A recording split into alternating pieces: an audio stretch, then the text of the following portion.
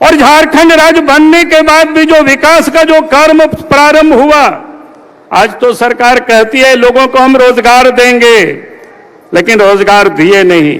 मैं आपको याद कराता हूं, जब अलग झारखंड प्रदेश बना था, आज राज्य के यहां केंद्र के मंत्री बैठे हुए हैं अर्जुन मुंडा जी, उस समय याद होगा हजारों नौजवानों को हम सब लोगों ने रोजगार के लिए बस उपलब्ध करा दिए।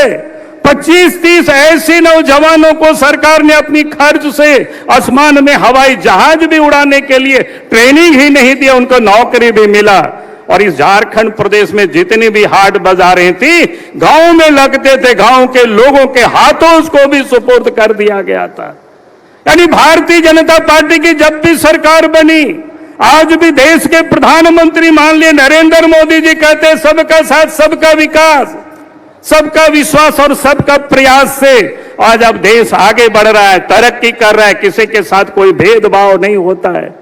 मैं तो कहता हूं अब याद करो, झारखंड की गांव में आने जाने की सड़कें नहीं थी, लेकिन आज देश की सरकार जब अटल बिहारी वाजपेयी जी के बने उस समय, और आज देश में नरेंद्र मोदी जी के नेतृत्व में सरकार बनी, और झारखंड में भी भारतीय जनता पार्टी के नेतृत्व में, चाहे बाबूलाल मरांडी के नेतृत्व में बनी हो, चाहे अर्जुन मुंडा के नेतृत्व में बनी हो, चाहे राघव दास जी के नेतृत्व में बनी हो, झारखंड की गांवों तक सड़कें गई। आज आदिवासी भाई बहनें पहले याद करिए, मेला जाते थे, बाजार जाते थे, पैदल जाना पड़ता था, शादी में भी बारात जाते तो पैदल जाना पड़ता था। आज तो वहां तक सड़क पहुंच गई तो लोग बस से लोग सफर करते। ये काम अगर किसी ने किया झारखंड प्रदेश में तो भारतीय जनता पार्टी ने किया। आज गांव के लोग बिजली तक नहीं देखी थी, लेकिन झारखंड में आप याद करिए पिछले दिनों रघुवर दास जी के नेतृत्व में सरकार थी, झारखंड की गांव में भी आज बिजली जलती है। अगर ये किसी ने कर दिखाया तो भारतीय जनता पार्टी ने कर दिखाया। आज जिन लोगों की सरकार है वो लोग क्या करते हैं, बात करते हैं आदिवासियों की, लेकिन उन्हें अपने घर से आदिवासी और अधिक दूर दिखाई नहीं पड़ता है। आदिवासियों को रोजगार से कहां जोड़े, कहां उनको काम दे रहे, अपने नाम से खदान का लीज लेते हैं, भाई के नाम से खदान का लीज, उद्योग के नाम से, पत्नी के नाम से जमीन की लीज लेते हैं, और तो और उनके जो प्रेस सलाहकार उनके नाम से भी लीज लेते हैं, विधायक प्रतिनिधि उनके नाम से लीज, उनके पत्नी के नाम से लीज। यहां बताइए कोई आदिवासी हमारे समाज यहां आकर बैठे हुए हैं, एक भी कोई आदिवासी भाई बहनों को खदानों की वो लीज दिया हो, जमीन की लीज दिया हो, बल्कि लोगों की जमीन को इन्होंने लूटा है। ये हमें समझना चाहिए, हमें ये बताने की जरूरत है लोगों को। ये कहते हैं ये लोग घूम घूम करके आदिवासी, बीजेपी की राज आएगी, आदिवासियों की जमीन लूट लेगी। यहां तो अर्जुन मुंडा जी बैठे हुए, रघुवर दास जी बैठे हुए, आप बताइए किसने किनका जमीन लूटा है?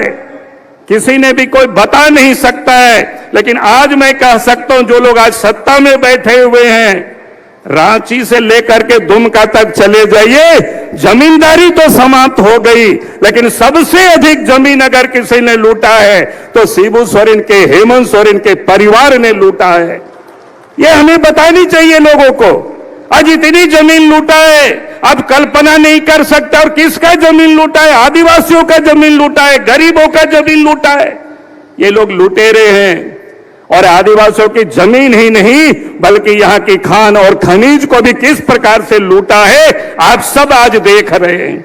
आपने देखा पिछले दिनों कि एक सचिव के ठिकानों पर छापा पड़ता है, करोड़ों रुपया मिलता है, तो वो क्या करते? दर्द किनको हो रहा था? राज्य के मुख्यमंत्री को दर्द हो रहा था। दर्द किसको हो रहा था? जेएमएम के लोगों को हो रहा था, कांग्रेस को हो रहा था।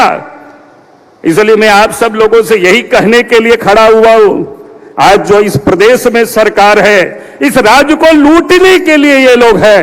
ये लोग झारखंड के आदिवासी इनके परिवार नहीं है, इनके परिवार तो वही है, चाहे वो ससुराल के हो, चाहे अपने घर के हो, या अपने इर्द गिर्द जो चमचे और बेलचे घूम रहे हैं वही इनके परिवार है। यहाँ के आदिवासी उनके परिवार नहीं है।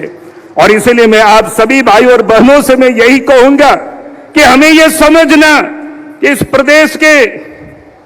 इस प्रदेश के विकास के लिए अब कोई दूसरा नहीं है। भारतीय जनता पार्टी ने अलग राज बनाया, भारतीय जनता पार्टी ही विकास करेगी। आपने कोरोना काल में भी देखा, देश के प्रधानमंत्री ने सिर्फ टीका ही और दवा ही नहीं, बल्कि नरेंद्र मोदी जी ने कोई देश की जनता भूख से नहीं मरे तो झारखंड के लोगों के सभी बिना भेदभाव किए सबों के यहां तक अनाज को भी फ्री में पहुंचाने का काम किया।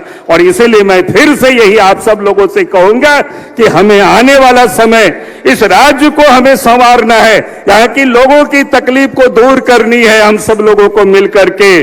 तो भारतीय जनता पार्टी को मजबूत करनी है, भारतीय जनता पार्टी को साथ देनी है। इन्हीं शब्दों के साथ मैं अपनी बातों को समाप्त करता हूं।